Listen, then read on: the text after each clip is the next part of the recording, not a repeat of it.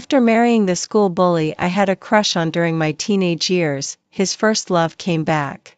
He, who had always been calm and self-possessed, immediately took a flight back to the country and left me on the street in a foreign land. While I was being robbed, he was tightly hugging the girl he had regained in his arms. Scarlett was Blake's angel. She was the only blooming rose in his desolate world when he was young. He always read the English poems that she liked. He carefully treasured Scarlett's rabbit hair tie. Her dance dress was hung in the study that he never allowed me to enter. Even more ridiculously, it was on the 7th day after leaving me that Blake remembered me, but by then, I was already dead. My body couldn't even be found. Later, he held the tattered and blood-stained hem of my dress and cried like a child who had done something wrong. But what was the use of that? On the day Scarlett returned to the country, Blake and I were on our honeymoon abroad. Well, it wasn't really a honeymoon. Blake flew abroad to discuss business and took me along by the way. When Scarlett called, we were listening to a street performer playing the violin. The violinist was an elderly gentleman dressed elegantly. The sound of the violin was gentle and lingering. The wind blew the corner of my dress onto the hem of his coat, and they intertwined intimately with the charming music. I turned my head to look at his sharp and handsome side face, and my heart was filled with joy and satisfaction. How nice it was. The person I had liked 6 years ago was now right beside me. Before the piece was finished, his cell phone rang.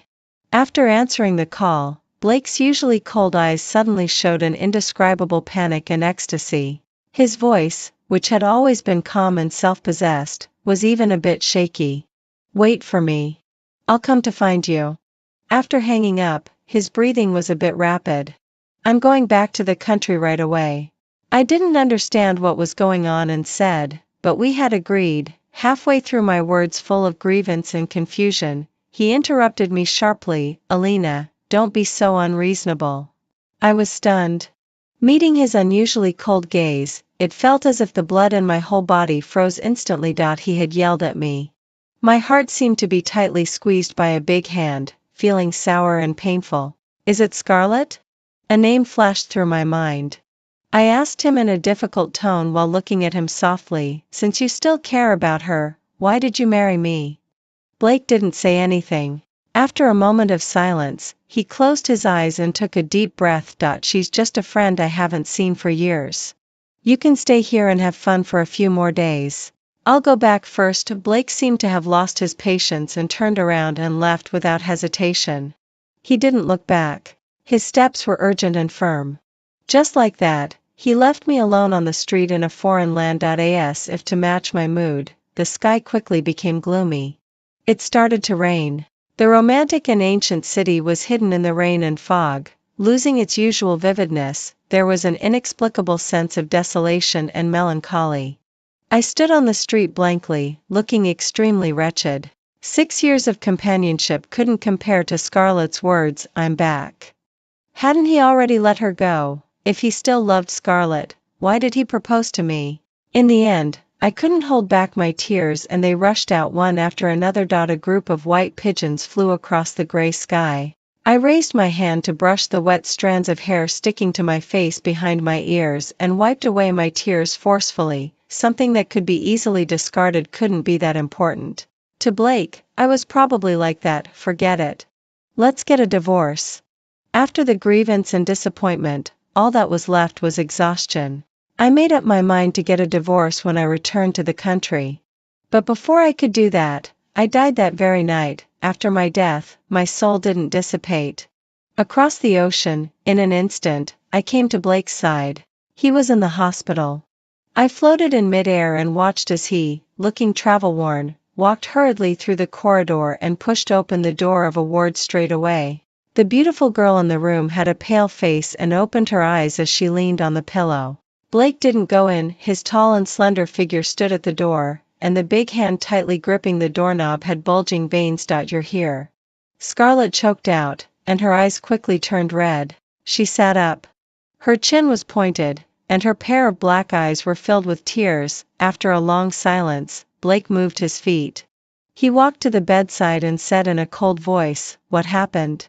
"I had a fight with my parents." I got into a car accident when I was alone after returning to the country. How have you been these years? I heard, you got married. Scarlett clutched the quilt, her lips were pale, and she said softly with her eyes downcast. Blake hummed in response.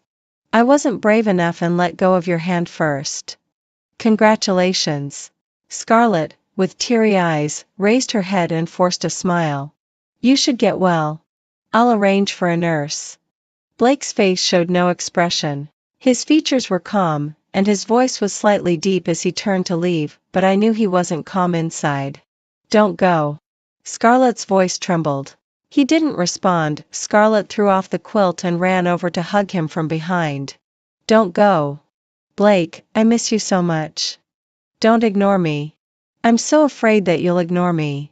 Her slender wrists tightly wrapped around Blake's waist. Scarlett pressed herself against his back and sobbed loudly. Blake's body stiffened, and he subconsciously tried to push her away. But those sobbing sounds full of grievance and uneasiness penetrated his ears, and quickly a look of heartache appeared in his eyes. Slowly, he withdrew his action. I stood opposite Blake, and a fine pain spread through my transparent body. I knew that he couldn't bear to see Scarlett cry the most. Once she cried, his heart would soften. Sure enough, Blake's feigned indifference melted away in an instant. Don't be afraid. I won't ignore you. Scarlett was barefoot. He slowly turned around, picked up the girl who was breaking down and crying, and put her back on the bed. Scarlett threw herself into his arms and was crying so hard that she could hardly catch her breath. He paused for a moment and then, as if compromising, hugged her tightly in his arms, stroking Scarlett's long hair again and again, coaxing her. Don't cry. I'll stay here with you. I watched coldly, feeling like I was a joke. I had been by Blake's side for 6 years, but I had never seen him so gentle and patient. During the day, he was cold. At night, he was strong and domineering, with an irresistible fierceness, as if he wanted to devour me. He had never been so gentle and meticulous. Not even for a moment. This was the first day after he left me. My battered body was thrown into the icy cold river. It floated and sank lonely with the rapid water flow, and he was hugging another woman. Scarlett cried for a long time. Coaxed by Blake sentence by sentence, she gradually stopped crying. Will you stay with me in the hospital all the time? She raised her head with teardrops hanging on her eyelashes and asked nervously. Yes. Blake picked up a tissue on the side and gently wiped away the tears on her cheeks. I mean what I say. Scarlett smiled contentedly, her voice soft. A promise is only remembered by the person who hears it. Blake didn't break his promise. He stayed with Scarlett all night. The next day, Scarlett was transferred to a VIP ward. The VIP ward had everything in it, like a small apartment. Blake asked his special assistant to bring clothes and some daily necessities. He seldom cooked, but just because Scarlett said she wanted to eat the dishes he cooked, he was busy for the whole afternoon. I floated and sat on the windowsill, staring blankly at his busy back. This was the 2nd day after my death, and my husband was cooking for the girl he loved. He hadn't called me even once. His heart and eyes were full of Scarlett. To Blake, I probably really didn't matter. I closed my eyes wearily. If I could go back to that evening again, I wouldn't fall in love with him anymore. The heavy rain was still falling, and the water flow was getting faster. My body was soaked and began to swell and turn pale. After passing through a branch, it flowed into a wider river channel. Blake's parents died early, and his grandparents brought him up. The good-looking delinquent teenager skipped classes and fought every day, indulging himself freely. He was recognized as a black sheep in the school. We shouldn't have had any intersection, until the first time we arranged seats after the division of liberal arts and science classes in the 2nd year of high school. The teacher asked us to choose our own deskmates. I was introverted and taciturn, and no one chose me. The teacher had to arrange me at a single desk in the last at dinner time. Everyone left. I lay on the desk and sobbed softly, feeling that I was really terrible. Trapped in the emotions of anxiety and fear, I didn't notice that Blake was still sleeping in the classroom with his head down. Woken up by me, he walked to me with a dark face and a few steps, tapped on the table with his fingers, and said impatiently, "Why are you crying?" I don't have a desk mate. I was startled and stammered to tell the truth. I asked that why you didn't have dinner for 3 consecutive days and hid in the classroom crying? Looking into my teary eyes, Blake didn't expect it and was a bit speechless. He said to me impatiently, "Stand up." I didn't even dare to wipe my tears and quickly stood up straight, for fear that if I was a second late, the bad-tempered delinquent teenager in front of me would hit me. Blake put his hands in his pockets and gave a hard kick. With a loud boom, my single desk slid straight out 3 meters away and then hit his single desk heavily. Share the desk. Stop crying. I'll be your desk mate from now on. Blake stood in front of the glass window, and behind him was the huge setting sun. The good-looking teenager had sharp and delicate features, and his dark eyes were full of arrogance. His coat was loosely worn, giving off a ruffian air. The hot temperature climbed up my cheeks along my neck. I stared at him blankly. The pink-orange setting sun easily colored the hesitant and pale heart of a young girl. Blake was very arrogant. "Rabbit, lend me your homework to copy." Blake stretched himself after waking up, looking casual and carefree. I silently handed him my exercise book. He called me Rabbit because I was very timid. On the day of the great snow solar term, it was his birthday. I bought a crystal ball with my New Year's money. The miniature scene in the ball was a wooden house in the snow. Through the half-open window, one could see that there was a fireplace burning in the room. The light was dim and soft. A little boy was sitting on the sofa, eating snacks and watching TV. Contrary to the icy and snowy world outside, it was as warm as spring inside the room of Blake. Happy birthday. I handed him the gift box, my cheeks burning hot. Blake was stunned for a moment, and astonishment flashed in his eyes. "This is the first time I've received a birthday present." He reached out to take it, his voice a bit hoarse. His slender fingers stroked the gift box, looking completely at a loss. His little brother poked his head in through the back door and called him, "Blake, aren't you coming? We're all waiting for you." "I'm not going." "Get lost." Blake didn't even raise his eyes and dismissed him neatly. He opened the gift box, took out the crystal ball inside, looked at it carefully for a long time, and then carefully put the gift into the deepest part of the desk drawer. "Rabbit, thank you. I like it very much." Blake leaned to one side, propped his elbow up, and looked at me, with a faint smile in his eyes. That was the first time he had smiled at me. The vines tangled and my heart grew wildly and bloomed with tiny little flowers. My heart was pounding violently. I quickly turned my head away, not daring to look at him again. It seemed that he didn't notice that there was an inconspicuous little rabbit lying on the blanket beside the little boy. The winter vacation passed, and the new semester began. The school was collecting lunch fees. Blake had delayed for 2 days and still hadn't paid. I secretly paid for him. That was the only time I lied to my parents, saying that I had lost the money. Taking advantage of the free time during the physical education class, I ran back to the classroom, wrapped the money with a note, and put it into the monitor's pencil box. On the note was written, "Blake's lunch fee." I imitated a cute font I saw on my mobile phone at home when writing the words and added a small heart at the end. I didn't want Blake to know it was me, for fear that he would feel uncomfortable, but Blake knew that someone had helped him. He held that note in his hand, and his face showed no expression for several days. Had I hurt his pride? I was hesitating whether to tell him the truth or not. After thinking wildly for several days, I finally summoned up the courage to tell him. But suddenly Blake decided to pursue Scarlett from the next class. "Blake, why are you suddenly chasing Scarlett? You didn't even pay attention to her before." His little brother scratched his head and said, "Don't ask. Anyway, I'm determined to pursue her."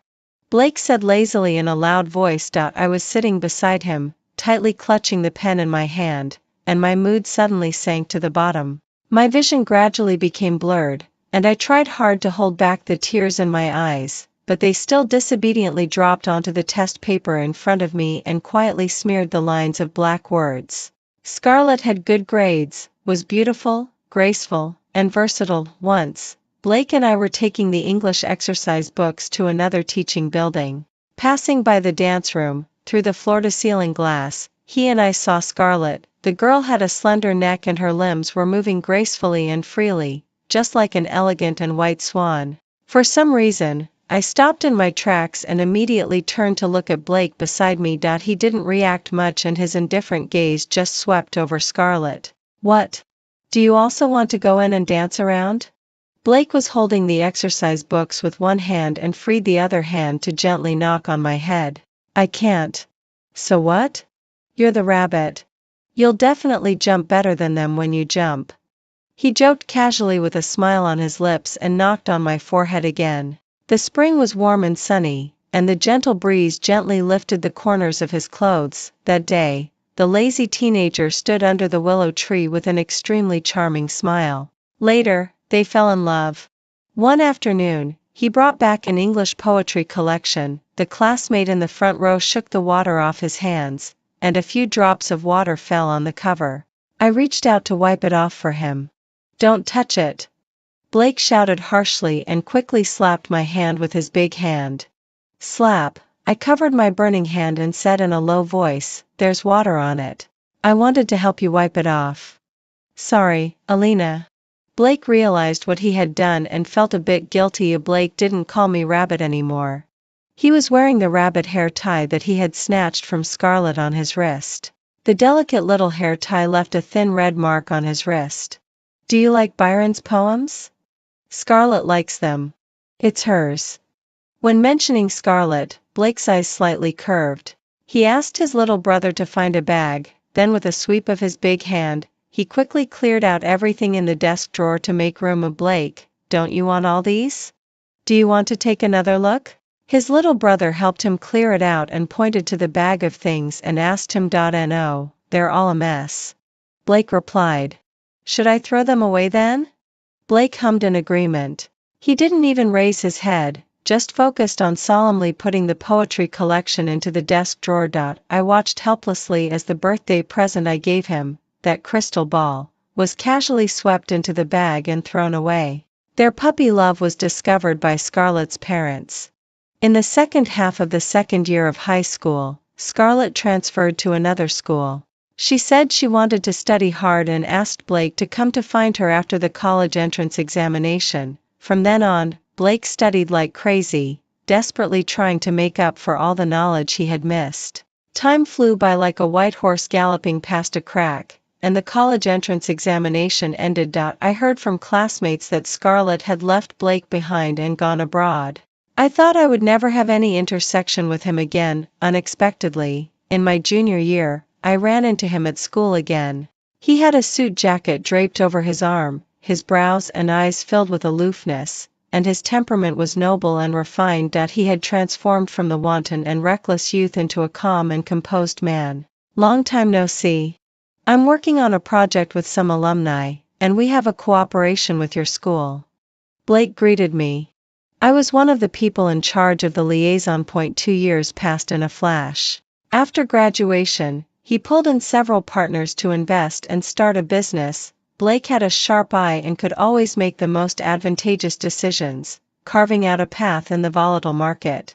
Tempted by the high salary, I joined his company and became his special assistant, just treating him as my boss. Business inevitably involved socializing, and sending him home was the job of the male special assistant. But that day, the male special assistant happened to ask for leave, so I drove Blake home. It was quiet in the car. Blake was leaning against the back seat with his eyes closed, his long eyelashes down. I thought he was asleep, so I was in a good mood and started humming a song softly. I asked, "There's something happy? Let me hear it too." A hoarse male voice suddenly rang out. So he was awake. "Today is my aunt's birthday. My mom sent me a video of their party. It was quite fun," I said awkwardly. Blake hummed in response. "Birthday, it should be celebrated happily with the whole family." He seemed extremely tired, reaching out to rub his temples, and his tone was soaked with weariness. When we arrived at the apartment building, I turned off the engine and Blake got out of the car. For some reason, the tall and handsome man's back looked a bit lonely at this moment. I couldn't help it after all and shouted to him, "Blake, happy birthday to you too." I remembered that today was also his birthday. Blake paused for a moment, then replied with a thank you with his back to me. Later, I had a suitor, and we were going to have dinner together after work. In the parking lot, the male special assistant who was about to accompany Blake to a social event joked, "Alina, why do you look especially elegant today? Do you have a boyfriend?" "No, just having dinner." I was a bit embarrassed and smiled with my lips pursed. Beep beep beep. The Cayenne not far away honked its horn. The car window rolled down, revealing that angular face. He quickly looked me up and down from head to toe. He seemed to be in a bad mood, frowning and telling Special Assistant Young to get in the car quickly. As the moon rose, halfway through the dinner, my phone rang. Special Assistant Young said that Blake had drunk too much, was calling my name, and insisted that I come over as he couldn't handle it. I resigned myself to going to pick up my boss. "Finally, you're here." President Blake wouldn't let me drive him home.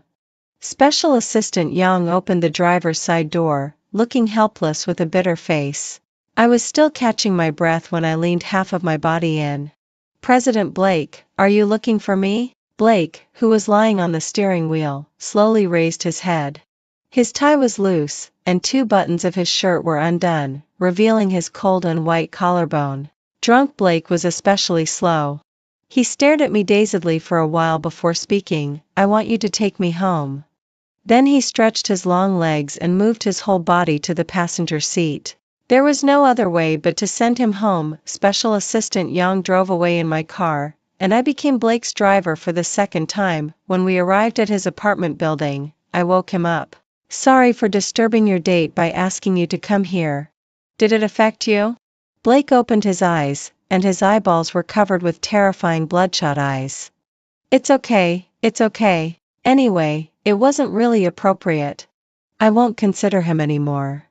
I was extremely embarrassed. "It was so awkward, President Blake. I'll leave the car here for you. I'll take a taxi back." I pulled out the car key and handed it to Blake and was about to get out of the car. "Wait." Blake grabbed me, and his handsome face suddenly came close. "Why don't you consider me?" He looked very serious. The spicy smell of alcohol along with his hot breath hit my face overwhelmingly. "Huh?" I was completely stunned. Had I heard it right? I said, "Why don't you consider me?" Blake's straight nose and hot lips were close to my ear, repeating it again. In these years he had never mentioned Scarlett once. I thought he had forgotten about her. We got together. Although he seemed cold on the outside, he was considerate and steady towards me. It's just that the recklessness and madness of our youth were gone. I felt a bit disappointed, but then I comforted myself silently. He wasn't that impulsive young guy anymore. It was fine like this. I thought we could go on like this forever. Blake cooked a lot of dishes. As night fell and enveloped the city, the dining table was filled with food. Scarlett had her long hair flowing down, her skin was as white as porcelain, and her big almond-shaped eyes were full of surprise. She picked up a piece of sweet and sour spare ribs and exclaimed with a smile, "You still remember that I like this?" "Yes, I do." Blake didn't pick up his chopsticks. Instead, he opened a bottle of red wine and took a sip gently. He sat opposite Scarlett, took a distracted sip of red wine, turned his head to look at the neon lights outside the window, as if he had something on his mind. I floated around the dining table boredly, and the stabbing pain in my heart had almost become numb. Blake was really good at cooking. But during the 6 years when I was with him, he only cooked a few times. It was only after I pestered him for a long time and coaxed him persistently that he cooked a few times. After eating, he would ask for interest. The kisses were dense, lingering, and burning hot. Blake skillfully put his hands on my waist and pressed against me with a fierce force. I bit my lip tightly, my eyes filled with tears, and tried hard to hold back the sobs that kept spilling out. Damn him. So it turns out that it depends on the person, not the thing. I let out a sad sigh, feeling that I had been wronged. On the 3rd day after my death, my body was washed far away, and many strange-shaped fish swam over curiously and gnawed at my skin. They had been hungry for a long time. The serrated teeth tore open the swollen flesh that had been soaked in water. My soul trembled with pain and became even more transparent. Blake was peeling an apple for Scarlett, who was getting an intravenous drip. On the fourth day, the heavy rain in the city finally stopped, the tails of the swimming fish brushed past my face, and the water plants brushed against my long hair. I didn't know where I was. I could only vaguely hear the solemn bell ringing of the church. Scarlett pouted and complained that the medicine was bitter and wanted to eat candied chestnuts. Blake drove to buy them. On the fifth day, on the sixth day, on the seventh day, Scarlett recovered and was discharged from the hospital. I'll take you home. After handling the discharge procedures, Blake started the car. I don't want to go home. Scarlett bit her lip and said softly, Blake, can I go to your place? I'm married. Blake held the steering wheel, frowning and speaking in a deep voice. Damn him. So you still remember that you're married? I floated on the back seat and smiled sarcastically. Stop pretending to be reserved. Just take her home. Anyway, I'm already dead, and it just makes room for you too. I know. I'll just stay for one night. I'll leave when I find a place tomorrow. Please help me. Tears welled up in her eyes, and Scarlett looked sad. Okay. After a moment of silence, Blake still agreed. I followed them back to the villa. Blake told the housekeeper to tidy up the guest room for Scarlett to stay in. He was very busy, and his special assistant kept calling him.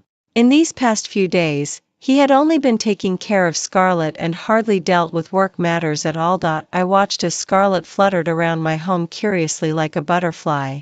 Blake, can I take a look around? Blake was on the phone dealing with work and casually agreed. Scarlett went upstairs and stood in front of the bedroom door. I watched helplessly as Scarlett opened the door and walked into the bedroom step by step. How disgusting.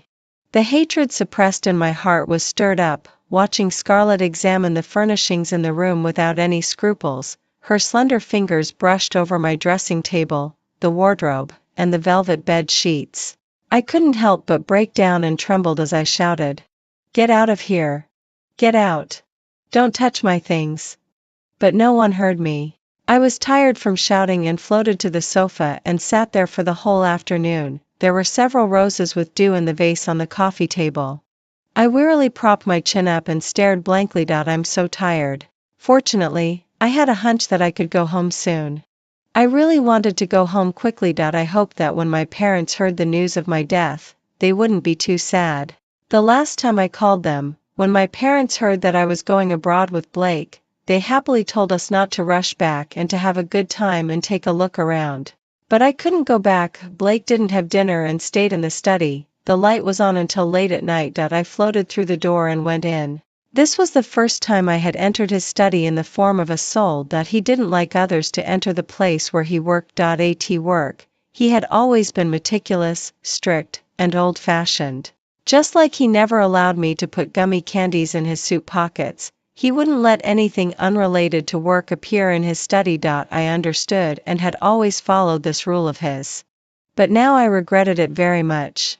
If I had pushed open this door earlier, I might have been remarried by now. The study was big, and all the files and books were neatly arranged. There was a book on the corner of the table. It was an English poetry collection by Byron, old and yellowed. Beside the floor lamp, there was a dress hanging. It was a very beautiful dance dress. It was a white strapless short silk dress. There were several warm and shiny pearls on the fluffed out skirt. A light pink gauze was wrapped around the waist, tied with a loose bow at an angle. It was like a flower bud swaying and waiting to bloom. Whose it was went without saying.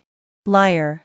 I let out a heavy sigh. During these years when he never mentioned Scarlett, he had actually kept her things in his study all along. Unexpectedly, Blake wasn't working. He leaned back on the chair, gently tapped the table with his fingertips, and closed his eyes, not knowing what he was thinking. Maybe he was thinking about how to bring up the divorce with me.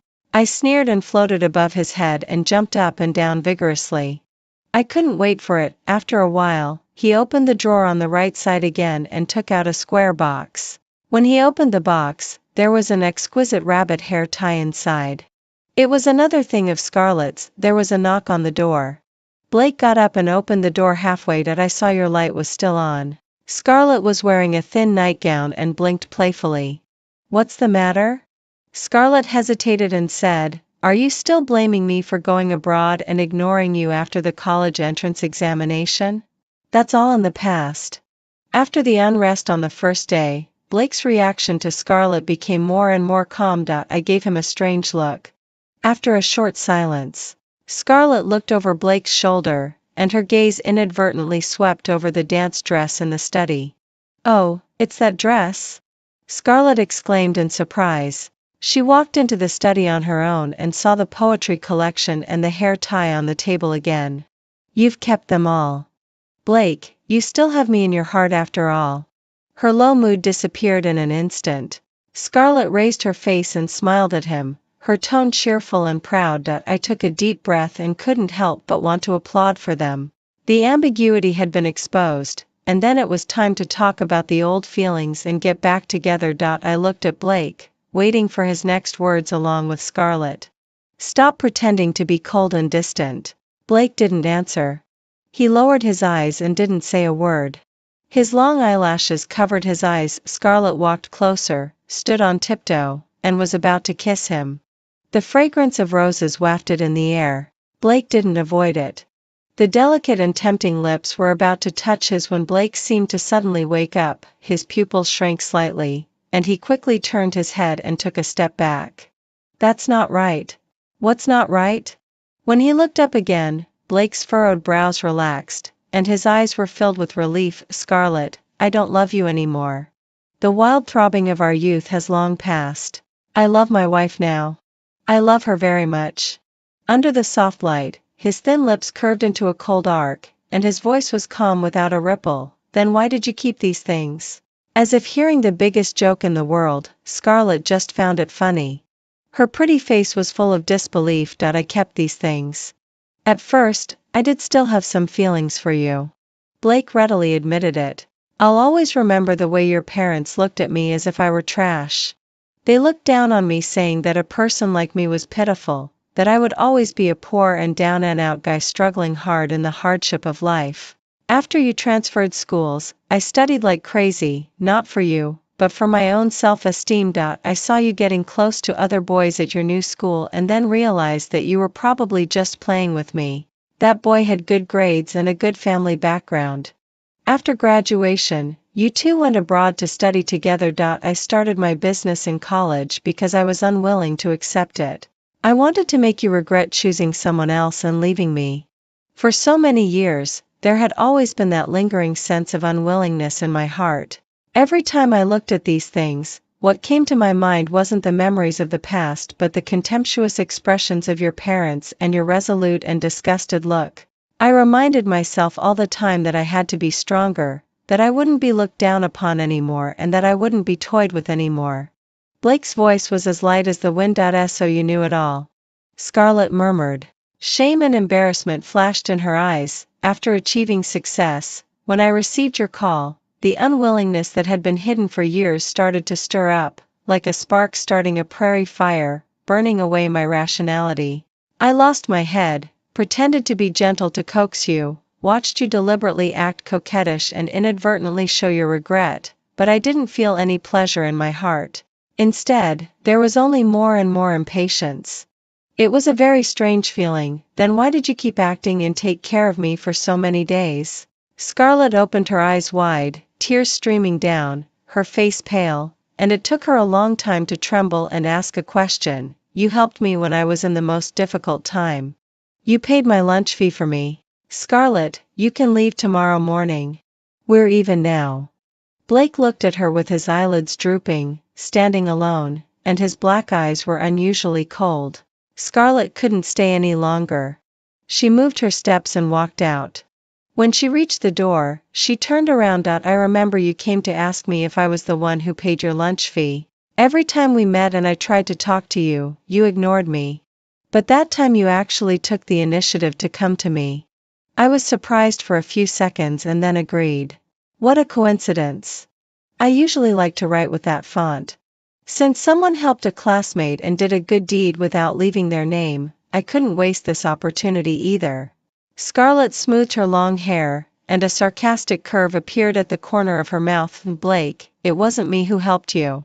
You've got the wrong person. Only a fool would do something thankless. But I'm not a fool." 12 Scarlett's words hit Blake hard, nailing him to the spot. Alina. After a deathly silence, a murmur suddenly escaped from Blake's lips. I guessed so accurately. Was I really that stupid? I sighed. So it turned out that the reason he suddenly became interested in Scarlett and went to pursue her was because of that lunch fee. And the reason he came to find her was because of the unwillingness he felt when he was looked down upon in his youth. At this moment, I couldn't describe what I was feeling inside. But a mistake is a mistake. It's too late. Nothing can be changed, and I don't have any regrets either. Even if Blake had known that I paid his lunch fee for him back then, what could have happened? To be honest, there were many pretty girls around him. And in high school, I was so ordinary and inconspicuous. He might have been very grateful to me, but he wouldn't necessarily have fallen in love with me because of that. Just like when I gave him his first birthday present in his life, which was of extraordinary significance. Although he was touched, that was all there was to it. Many things in this world won't change their endings even if the person involved is different. The moonlight shone through the gap in the curtain and cast a long and thin light and shadow on the ground. Blake went back to the bedroom and opened WeChat. He stroked the screen. After a while, he typed a line. Shall I pick you up? The light on the screen went out automatically. After waiting for 10 minutes, there was no reply. Alina, come home first. Still no reply. Blake became a bit irritable. He took out a cigarette box from the bedside table and lit a cigarette. The bluish-white smoke blurred his features. He dialed my number. Beep, beep, beep. The cold mechanical voice told Blake that no one answered on the other end. Switching to WeChat, he sent another message. Alina, I'm sorry. I can explain. Could you please call me back first? As dawn broke and the sky began to turn white in the east, Blake received a call from abroad. It wasn't from me. It was from the police informing him of the news that I had been murdered. That's impossible. You must have dialed the wrong number. Blake said with a laugh, his voice trembling a bit. Sir, we're quite sure. Later, we'll also notify the victim's parents and ask you to come. After hanging up the call, Blake rushed towards the airport in a daze, constantly calling and sending messages to me along the way. Alina, you must be angry with me on purpose. It's my fault. I shouldn't have left you behind. I lost my head at that time. Don't scare me. Could you please reply to my message? It's all my fault. As long as you give me a call back. Even when the plane landed, he was still perseveringly sending me messages. But it was doomed to be like a stone sinking into the sea, getting no response at all. The police officer in charge of receiving him was waiting at the airport entrance. You must have made a mistake. I'll sue you. Blake had a calm expression and got into the car. The police car sped by and arrived at the police station. Blake was invited into a room. The police officer paused for a few seconds and then briefly summarized the whole incident. Mr. Blake, with great sadness, I have to inform you of something. Your wife, Ms. Alina, was murdered. One of the criminals was arrested yesterday for robbery. When we went to search his residence for the stolen goods, we accidentally found a severed finger in the trash can. After interrogation, on that rainy afternoon 7 days ago, Ms. Alina took a taxi to rush to the airport but was hijacked and taken away by the driver. The criminal called in 2 drunken accomplices. The 3 criminals took away all the valuable belongings. Since they couldn't take off the ring, they cut off the victim's finger. They strangled the victim with a rope and threw the body into the river under the cover of the dark night and heavy rain. The ring, mobile phone, and bag were all sold by the criminals. Here is the photo of the severed finger. Here is the photo of the cloth wrapped around the severed finger. The criminal confessed that this piece of cloth was torn from the victim's dress. The physical evidence will be sent here later. The police officer took out 2 photos and placed them on the table. The cut on the finger in the photo was terrifying. The piece of the dress hem was covered with mottled and dried blood. Blake held the photos, his fingers turning white from the force of his grip and trembling constantly. His tall figure swayed. He supported himself on the table with his palms to keep from falling, and the feigned calmness on his face could hardly be maintained. He was still stubbornly deceiving himself. It's not her. You must have made a mistake. She's just angry with me and hiding. It's not her. Blake's eyes were glistening with a thin layer of tears. His breathing was rapid, like the gasping breath before death. Desperate and powerless, the police officer looked at him with pity. There had been heavy rain for several consecutive days, and few people went out. Plus, after the victim went missing, no one noticed and called the police in time. Missing the best opportunity, the body drifted downstream along the rising water flow. According to calculations, due to the heavy rain for several days and the complex branches of the river, there was a high probability that the body had been washed into the sea and couldn't be found. When strangling the victim, the three criminals also took a video. He opened the computer and played the video. What came into view was my pale and calm face. When a person is extremely frightened, there's nothing left to be afraid of. The criminal stepped back to let the camera capture my whole body. My finger had been cut off, and there were large pools of blood on the floor and my dress. I was tied up with my hands and feet bound. "Are you married?" the criminal asked curiously. "If you hadn't kidnapped me, I would have already divorced." I was weak from excessive blood loss when I spoke. "Why?" "He left me and went to find his ex-girlfriend." "Oh my God, poor lady." Laughter and jeers spread around, and the drunken criminals burst out laughing. "Do you have anything to say before you die?" "No." "Don't you want to say something to your unfaithful husband?" Someone took a rope and wrapped it around my neck. There was nothing to say. But if I didn't say anything, I would always feel a bit reluctant. After all, this was my last words. I looked straight at the camera and opened my lips softly. "Blake, if I could do it all over again, I would stay far away from you." Ding dong, time's up. The cruel, mocking laughter echoed throughout the room. The rope tightened, and the picture shook. Who was cheering, and who was crying? Bang! "I'll kill them! I'll kill them!" Blake slammed heavily onto the computer, like a wild beast driven into a corner and out of control, with bloodshot eyes, howling in pain. Mr. Blake, please calm down. People kept pouring into the room and restrained the almost crazy Blake.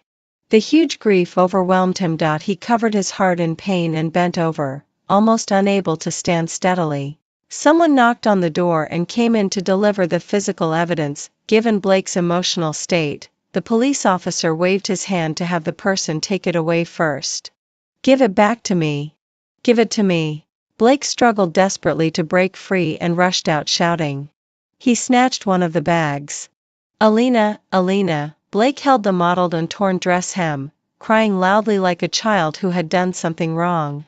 The passing police officers sighed and whispered among themselves. I watched coldly, without any feeling in my heart. My parents arrived. They were invited into another room. When my mother watched the video, she broke down and wailed. Unable to bear the blow, she fainted and was rushed to the hospital immediately. My father was also crying like a child, his voice hoarse. He was helped to walk out with difficulty and walked up to Blake, then slapped him hard. "It took you a whole 7 days to remember to send a message to Alina. My daughter's body can't even be found now. Is this how you took care of Alina? Is this how you treated my daughter?" Blake was stunned, motionless. His cheeks were swollen and red, and his eyes were broken. The body still couldn't be found in the end. The criminals were sentenced. The death penalty for robbery and murder in that country is hanging. Half a month later, my parents cremated my severed finger and put it in a small porcelain bottle. They took me back to our country alone, avoiding Blake. The plane flew by, leaving a long trail of clouds behind. A few hours later, it landed safely. I was back in my homeland. Fallen leaves returned to their roots. Finally, I was home. The warm sunlight was extremely cozy. I felt even lighter than the wind. I affectionately rubbed against my parents' cheeks and silently said goodbye. "Mom and Dad, goodbye. Take good care of yourselves." 3 days later, a piece of news was published in the local newspaper. Blake, the president of the Blake Family Group, committed suicide by cutting his wrists. He died after failed rescue attempts. Extra story: Alina regained consciousness and opened her eyes again.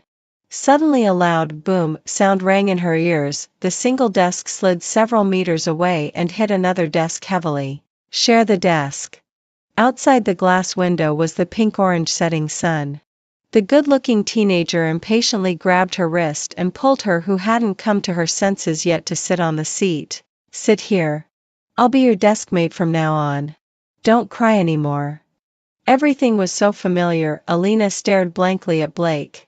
She blinked, her still wet eyes looking bewildered. She had died.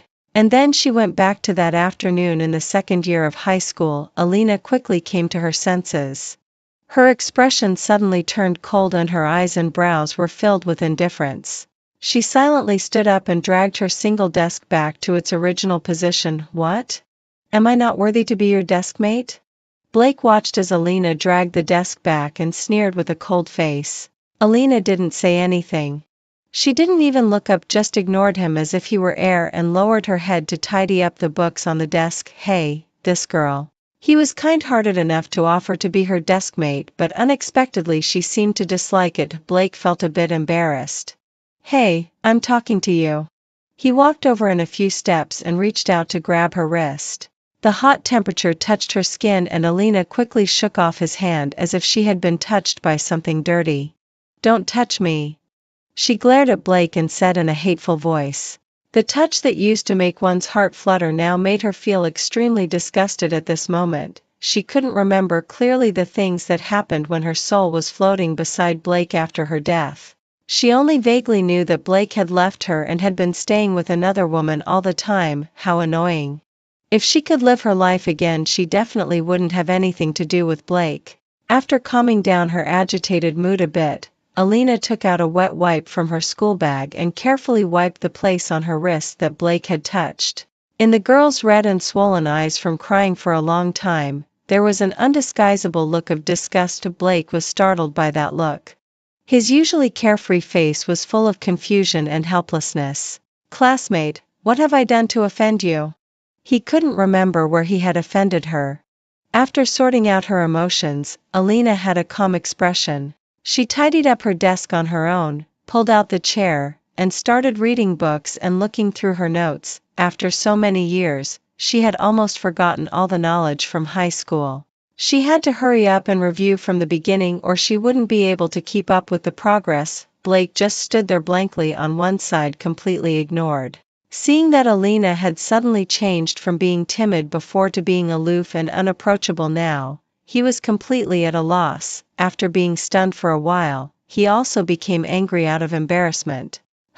She didn't want to be his desk mate, huh? Well, he insisted on it. The evening self-study class was about to start, and classmates came back to the classroom one after another. Blake put his hands in his pockets and went to the teacher's office. It hadn't been long since the class division. It wasn't good for a little girl to sit at a single desk alone after all. That night, the head teacher arranged for the two of them to be desk mates.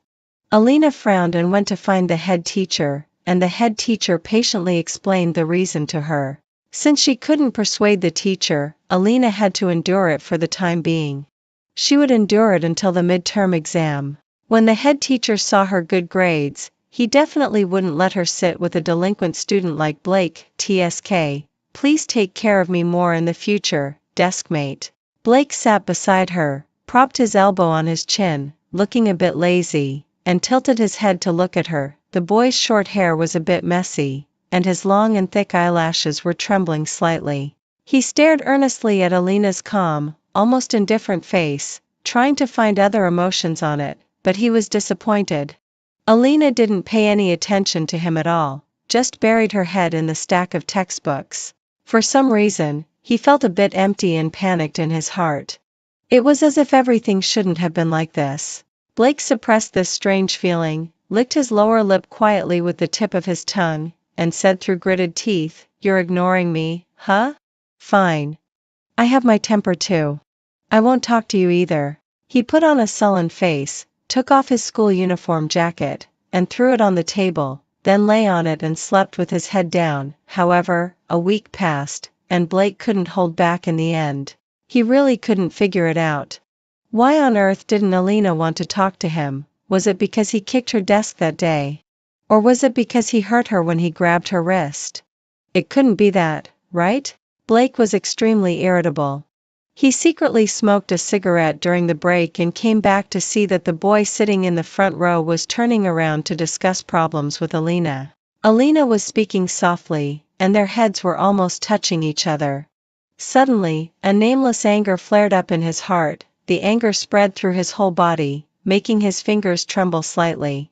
Why was she so cold to only me? He walked over with big steps and suddenly pulled out the chair and sat down. With a sharp screech sound of the chair rubbing against the floor, the noisy classroom suddenly fell silent, and the classmates in the class all looked over. The boy in the front row was startled. He ended the discussion hastily with a few words and turned around, clutching his exercise book. "Rabbit, what have I done to offend you?" Blake pushed his tongue against his cheek, his chest heaving, and stared fixedly at her with his pair of dark eyes. He looked as if he wouldn't give up until he got an answer. As soon as he finished speaking, Alina was stunned. She put down her pen, looked up to meet his gaze, and said softly, "Why do you call me Rabbit?" Ah, she was finally willing to talk to me. "Your eyes were red when you glared at me that day." The corners of Blake's mouth curved up uncontrollably, and the stuffiness and gloom in his chest disappeared in an instant. A rabbit was so cute. She shouldn't dislike being called that, right? But in the next second, his smile froze at the corners of his mouth. "I hate it when others give me nicknames. If I hear it again, I'll tell the head teacher." The girl in front of him had a cold expression and said the longest sentence to him ever. His heart seemed to be squeezed hard and ached faintly. "Why do you hate me so much?" The brightness in his eyes gradually dimmed. Blake looked at Alina's indifferent side face and murmured to himself, clearly, they hadn't had any intersection before this. He didn't know why she hated him so much. Just like he didn't know why he cared so much about Alina. Soon the midterm exam came. The teachers worked overtime and finished grading the test papers in one day. Alina hadn't wasted her efforts in this past month. She mastered a lot of the knowledge that she had already been familiar with after reviewing it a few times. She jumped from being in the lower middle level after the class division to becoming the fifth in the class. The seat in the last row was no longer suitable for her.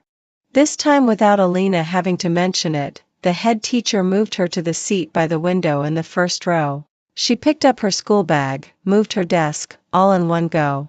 Alina didn't look back and left casually, swinging her ponytail.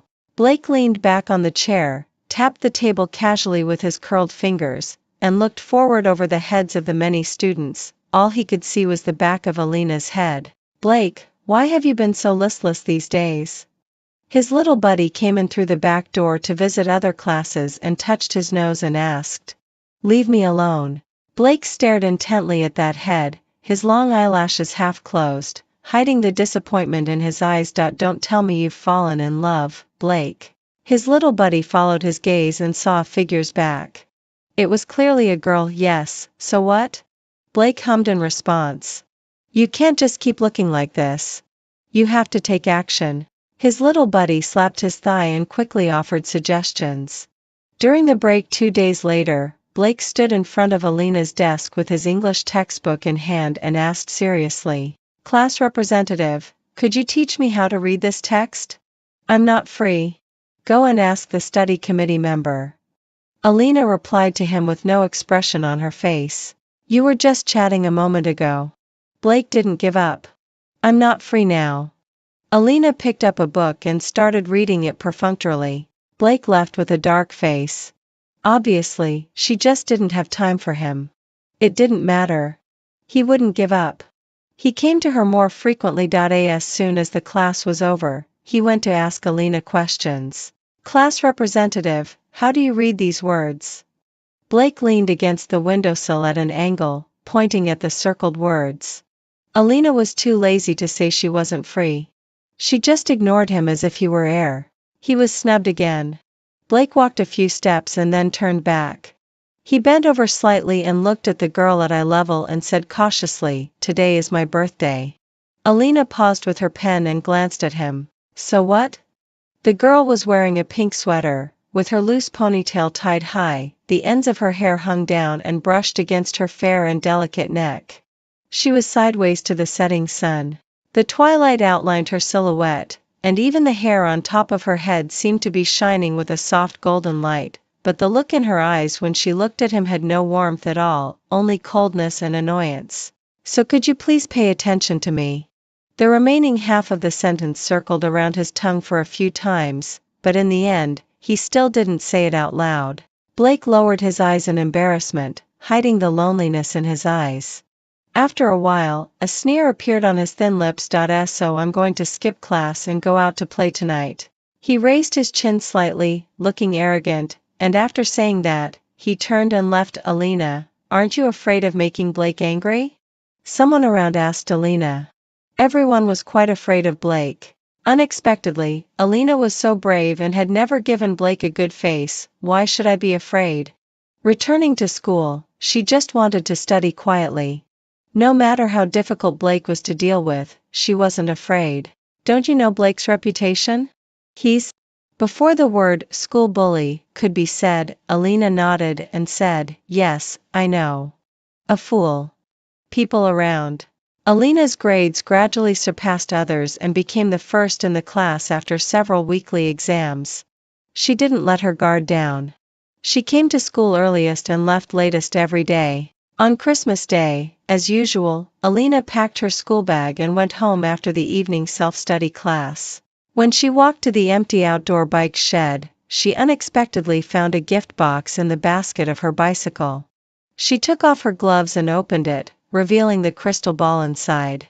A wooden house with a fireplace burning, a little boy eating snacks, and an inconspicuous little rabbit. "Do you like it? I'll be Santa Claus today and give you a present." Blake walked out from the dark, with a faint smile in his eyes, like they were filled with bits of moonlight. He didn't know how long he had been standing in the cold wind. His nose was red from the cold. "Look carefully. There's also a rabbit on the sofa. Isn't it special?" "Alina, why are you crying?"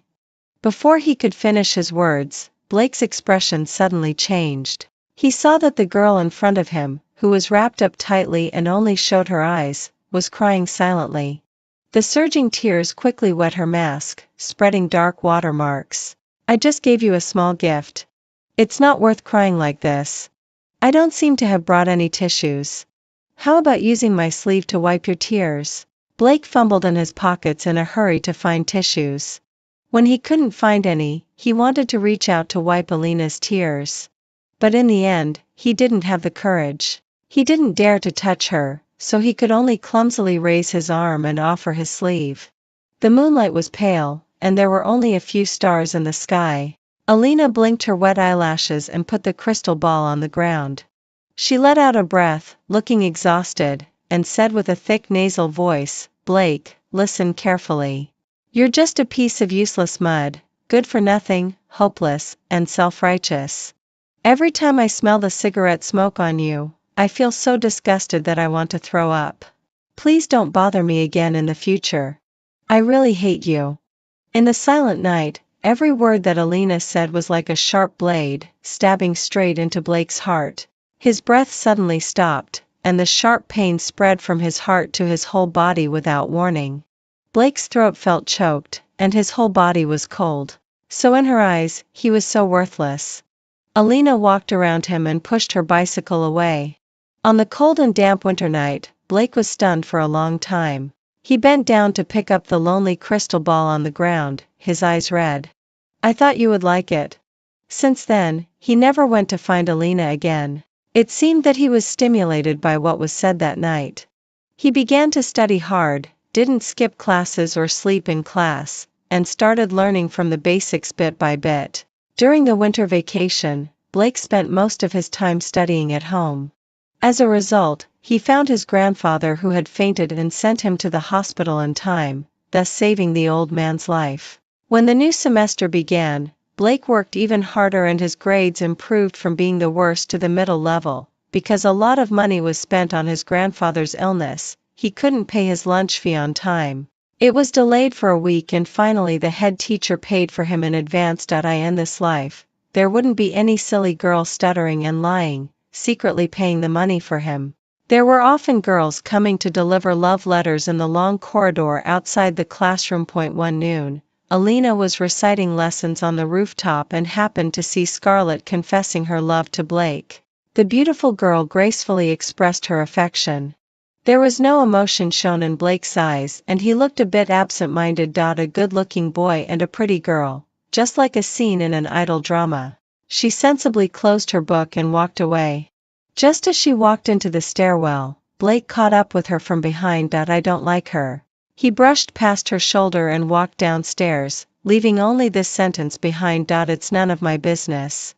Alina shrugged her shoulders and then opened her textbook. Where was she just now in her recitation? During the physical education class, the teacher asked the students to have free activities. The boys cheered and rushed towards the basketball court while Alina played badminton with her friends. Her ponytail wasn't tied tightly and came loose after a few rounds, and the hair tie was nowhere to be found. She looked around but couldn't find it, and she was too lazy to look for it. Fortunately, she had a spare one on her wrist. She casually gathered her long hair and tied it up, put away the badminton racket, and went to play elsewhere with her friends. Seeing that Alina walked away chatting and laughing with others, Blake, who was on the neighboring court, put down the basketball in his hand, ignored the shouts behind him, ran over, and bent down and carefully looked for the hair tie that Alina had dropped. He quickly found that hair tie. It was the simplest black hair tie, thin and without any decoration. It was clean and fresh, just like her.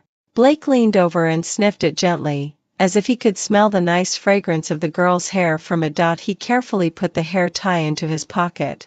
The next time Alina talked to Blake was during the winter vacation of senior year in high school. Alina, wrapped up like a bear, secretly went out at night to buy Odin to eat outside the community.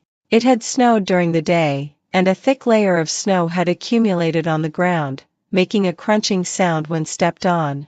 Alina went out to look for food without telling her parents, and she didn't dare to take the food home, so she ate it quickly by the roadside.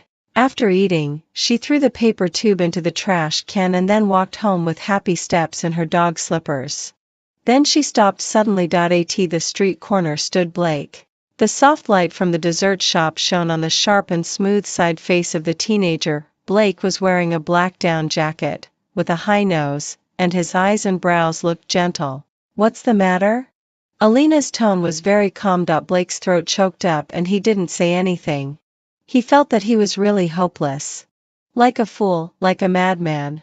Because he wanted to be worthy of her and be qualified to talk to her again, he studied hard with all his might. Now he was a good student, the person was right in front of him, but he didn't dare to speak. Well, forget it if she didn't want to listen. Alina showed no emotion and was about to walk past him to go home. "Wait a minute." Blake still couldn't hold back and stopped Alina. "What is it?" Alina turned around and asked him. "Alina, I have very good grades now, and I don't smoke or fight." Blake pursed his lips, and his eyes felt sour. "Oh." Alina replied indifferently, waiting for him to continue. "So, could you stop hating me? Be nicer to me. Just a little bit is enough." He tried his best to restrain his trembling voice, which sounded extremely hoarse. Like a homeless tramp, he humbly begged her to show a little pity and love. "Sorry." After a moment of silence, Alina slowly said these two words. It had been a long time since she was reborn, and she had become much calmer than at the beginning. What happened in the previous life shouldn't be taken out on Blake in this life. She also knew clearly that Blake was no longer the reckless Blake.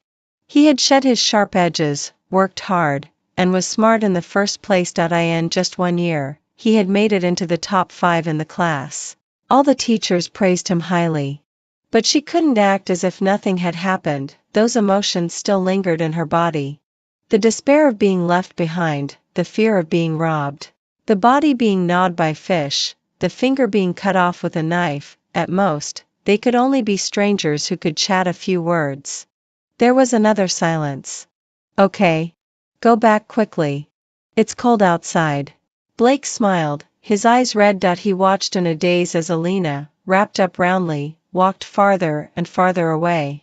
His heart felt like it had a big hole, and the wind was blowing through it.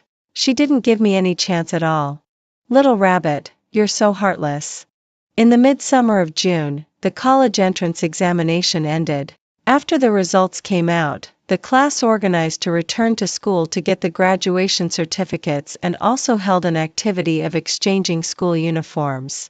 Everyone wrote blessings on their own school uniforms, then handed them in and mixed them all up, and each person randomly picked a school uniform. On the school uniform that Alina got, there was a line of words written, "May you be filled with joy, peace, and free from worries all year round." The sharp handwriting could tell at a glance who wrote it. "I heard that you did very well in the exam." Blake came over with a school uniform over his arm, looking clear and bright. The willow trees hung down their soft branches. The teenager was clean and free from any hostility.